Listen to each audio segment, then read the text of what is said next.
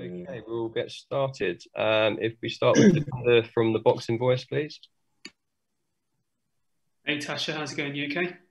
Yeah, I'm good, thanks. Good, good. In regards to your last outing with Terry Harper, do you think mentally now that you're prepared to knock out Katie Taylor? Do you think you can't leave it to the judges' hands? Is that what you're preparing for? I'm just like, I can only control what I can control, and the judges is not one of them. So, you know, the boxing I can, my skills I can, and everything else is out of my control. So I haven't focused on the judges and how they decide to score, because that's nothing that I can control. Not giving myself too much stress. And going back, 9 years ago, the Olympics, you fought Katie before as well in the amateur scene. Did you ever think that you guys were going to cross paths in the pro scene and fighting for all the belts one day as well? Yeah, I did. I think we was always on a bit of a collision course, and obviously me losing to Obanoff just delayed that slightly.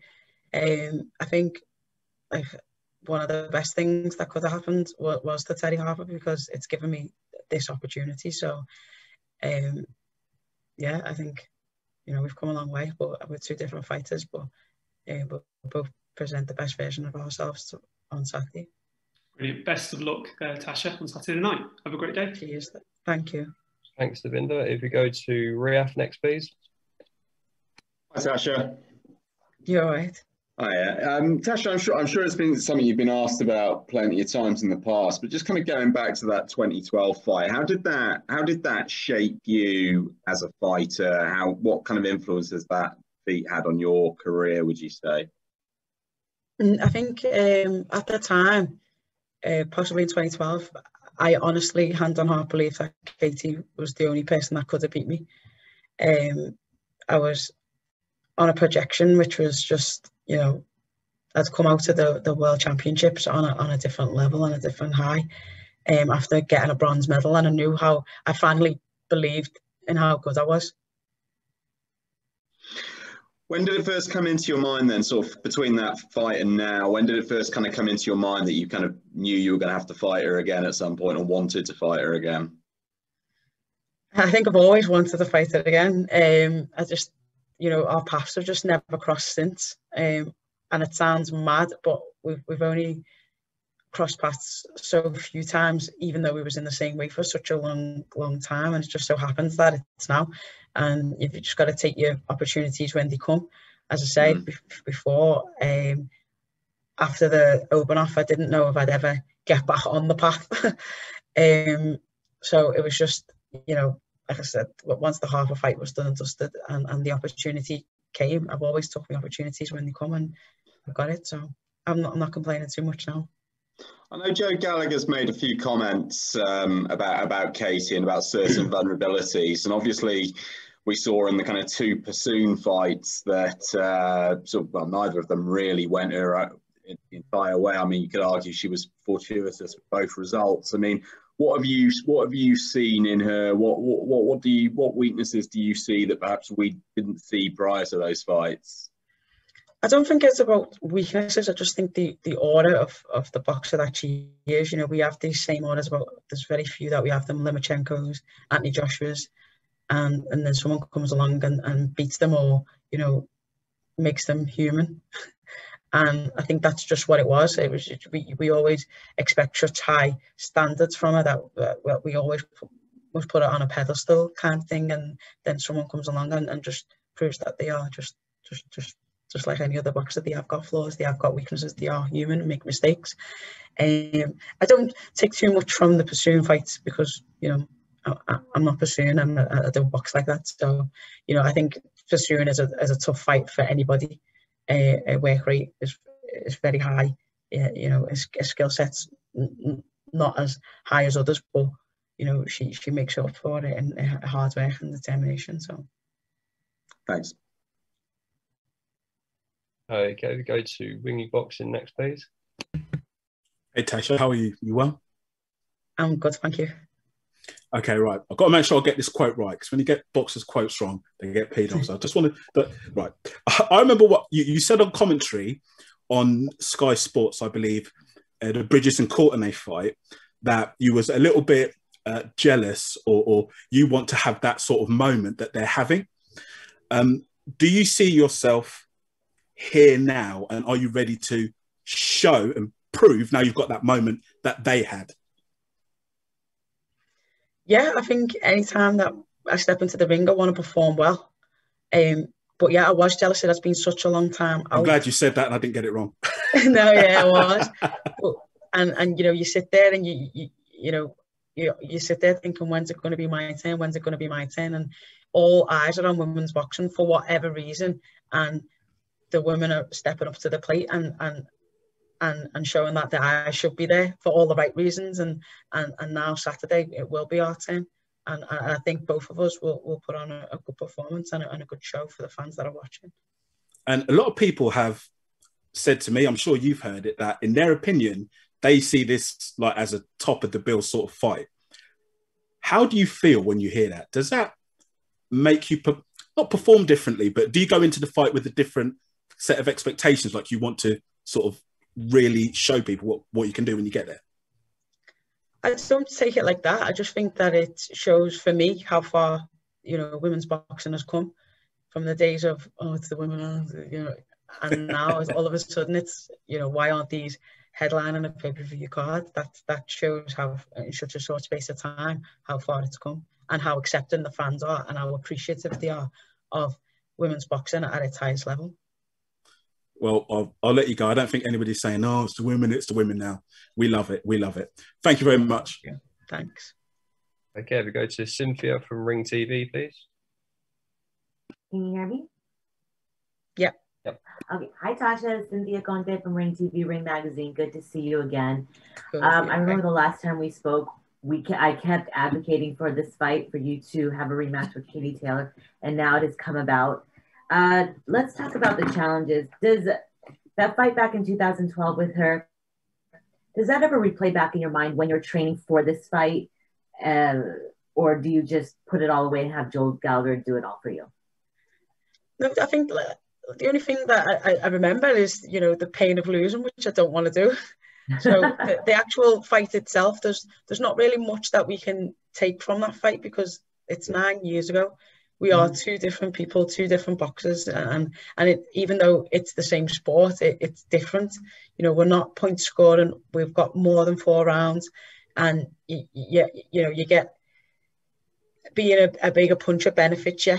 You know, in amateurs, you get knocked down, you just get a point, and that's it. You know, here you win 10-8 rounds, so there's lots of differences, and I don't think we're even the same people that we are then. We're going to present the best version of us now. I saw on your Instagram that I remember when we did talk about you were a mother, you had to lose weight, and Joe wanted you to come back into boxing. And now your daughter is working alongside of you.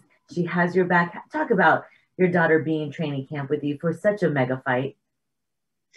It's massive. You know, she not only does she get to see what mum does, she knows that I box, and she's kind of, mum's work is the gym. But she never actually knew what went into what happens in the gym. Now she does.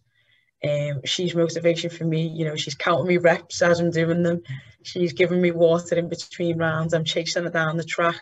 And for me, just to have her there is inspiration in itself. And for me being a mum, I hope she sees that, you know, all the hard work that goes into it. And just because, you know, people say things and put barriers up and whatever, that, you know, if you work hard, that anything is possible. I never understood when we talked about being a mother in sport, but now I'm a new mother as of 12 days ago. That's why I couldn't interview you. I was in labor. And lastly, what do you find more challenging, fighting or working behind the mic? I think the training for the fight is the hardest bit. Like, fights are won and lost in the gym, but I love that also. That's the part that I love the most, because you're pushing yourself every time you walk through the door. But definitely just sitting back and chilling and you know, critiquing other people's boxing is easier than, you know, the stress of you going into the ring and performing and living up to what you expect of yourself. Yeah. Well, best of luck to you, Tasha, this weekend, and stay safe in the ring, both you and Katie. Cheers. Thank you. Thank you. Cheers. Thanks, Cynthia. If we go to Jim Conlon next, please. Hi, Jim Conlon here from RCB Radio Sport Ireland. Tasha, you mentioned there about the last time you met, it was only 4 rounds. This time around now, we're in a professional sort of environment, we're in a longer sort of fight. Does that really sort of change the game plan in terms of strategy, in terms of those opening rounds to try and settle your way into the sort of fight? Because we know Katie Taylor is not a person you want to be hunting rounds back of or chasing down. So is it wise to take on a sort of a different strategic approach rather than the last time you met, in terms of a longer sort of more cagier sort of a fight in terms of those opening rounds? I just think pro boxing is different anyway than obviously the longer rounds mean you know you're not chasing the points. So sometimes in amateur, if you're 2 points down, 3 or 5 points down after the second round, you chasing that for 2 rounds leaves you more vulnerable. If you're 2 rounds down in professional boxing, you've got another 8 rounds to catch it up. So it's not the same kind of like stress and pressure, because you've got, it feels like you've got more time to get, like I say, catch it up. Just one more for me, Tasha, to you. Do you think we see Katie in the ring, she never seems to get phased or sort of flustered? And would that be a big sort of onus for you, a big sort of psychological plus, if you could maybe fluster her or unphase her in the opening sort of rounds, in terms of make her think on the spot? Obviously, yeah. Anytime you can physically see, you always look trying to pick up on stuff on your opponents. What they're going to do next, or what shot hit, or what reactions they've got to what shot you're throwing. And I think to be able to physically see that you've hit it is obviously a gold mine for any boxer. But just because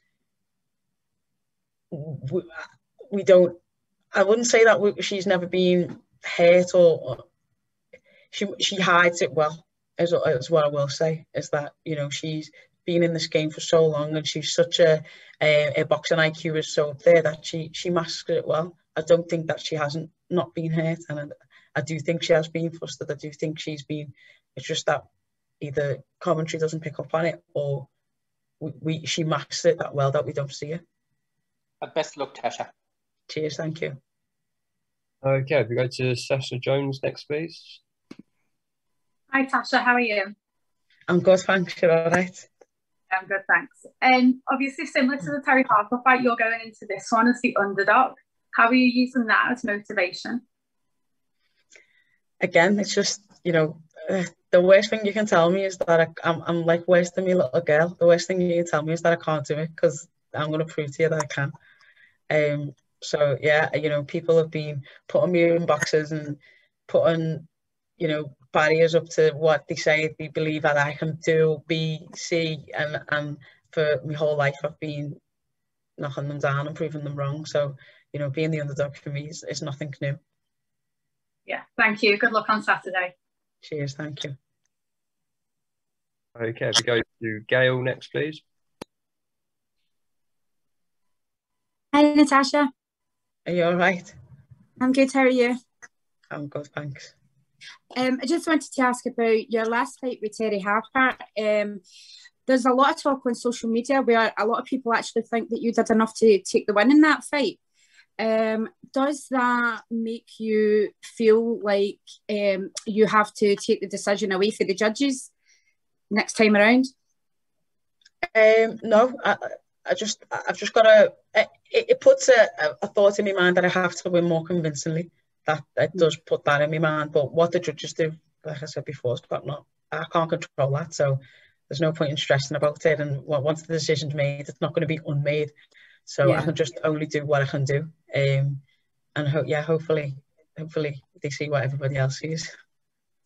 Thanks a lot, and best of luck on Saturday. Thank you. Thank you. Thanks, Gail. If we go to Carlos Toro next, please. Hi, Natasha. Thanks so much for taking time to talk to us. You know, when it comes to prepare for this fight, obviously for titles at lightweight compared to your last fight, fighting for a title at super featherweight, how different do you feel physically now that you have those extra pounds to sort of work with compared to the Terry Harper fight? Do you feel better physically, or how different do you feel in preparation for this fight compared to the last one? It's actually mad. I went for testing just before, well, not just before, like last week. Even though I'm heavier, I'm actually muscle mass leaner. My fat percentage has dropped and is lower than Harper. So I feel like I do, like people say all the time, you know, physically in the best shape of my life, because you expect to be. But I genuinely do feel like that. You know, I'm stronger. My stats are saying that I'm better. Everything says that I'm better. Thanks, Natasha. Best of luck on Saturday. Cheers. Thank you. Okay, we go to Louis from Fight Post next, please. Oh, hi, Natasha. So this question's less about your fight on Saturday, more just about your career in general. So I was thinking, when it's all, you know, said and done, you're retired, how would you like to be remembered as a boxer and as a person? As a game changer. Simple, be all handle, yeah. Brilliant, thank you. Sorry, sorry, I didn't elaborate on that anymore, but that's it, yeah. It's game changer and champion, that's it. Thank you, cheers. Okay, if you've got a Jesse with your hand up, if you want to ask you a question. If not, we'll move on. Okay, we've got Brett, if you want to ask your question, mate. Cheers, Dan. Hi, Tash. Thanks very much for giving us the time to speak to you. No problems.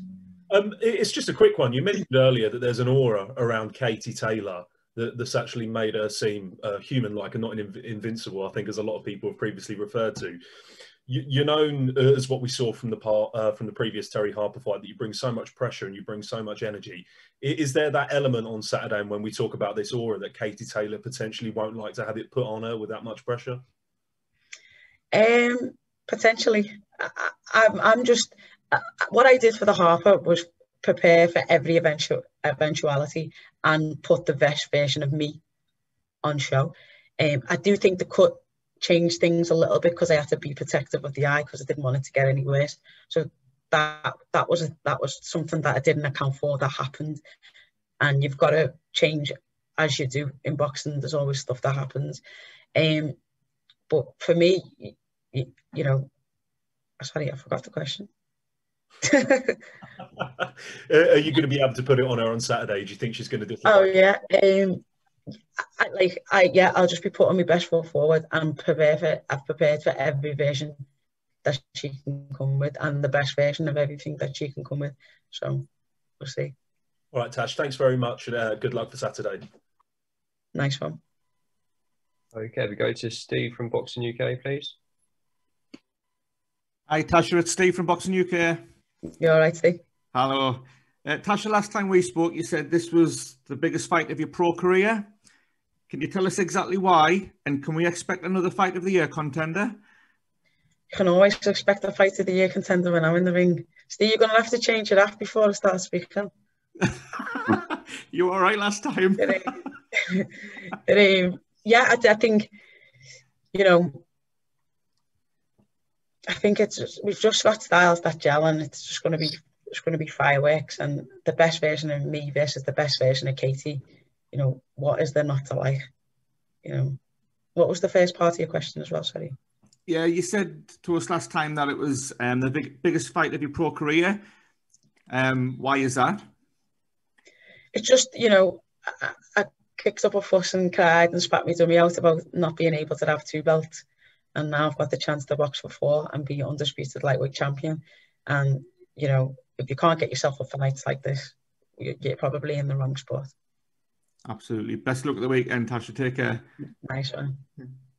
Thanks, Steve. We go to Gavin next, please. Hi, Tasha. Going back as far as Katie's professional debut, I think you did punditry for Sky that night. You were ringside and you were asked afterwards, would you fancy getting in with her again then? And you kind of laughed it off and jokingly said no. And I guess later in her career, we saw Ava Wallstrom, another amateur rival of hers, move up in weight, fight Katie. perform well, but afterwards admit that she actually didn't really believe she would beat Katie. It was more a kind of a life experience for her to fight her as a pro and test herself against the best without that innate belief that she could actually beat her. Do you have that innate belief, or is this a kind of a similar thing with Wallstrom? And I don't mean it to be a disrespectful question, but is it about testing yourself or actually going in fully believing you would win? No, it is a good question. Genuinely, in the 2012 Olympics, I believe, like I said, she was the only person in the Olympics that could have beat me. And it's just unfortunate that it drew her so early and then we fought early. And I do think she was just the better boxer. And she was the only one that I didn't want to draw, because I did deep down inside knew that she could beat me. Now, I think, like I say, I keep saying it, with two different boxers. And I think that means, that puts us in good stead for a whole different version of me and a whole different version of Katie, because I'm not in it for the money, I'm in it for the clout as in the belt, but I'm not in it for anything like that. But this is intrinsic, and I genuinely believe I can win, and I wouldn't say that otherwise. Thanks a million. Best of luck. Cheers, thank you. Okay, guys, we've got three people just waiting. We've got one more. So, Donna, if you're there, do you want to ask your final question, please?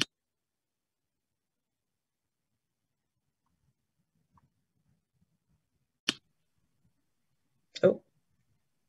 Who? You say Marshall Brown?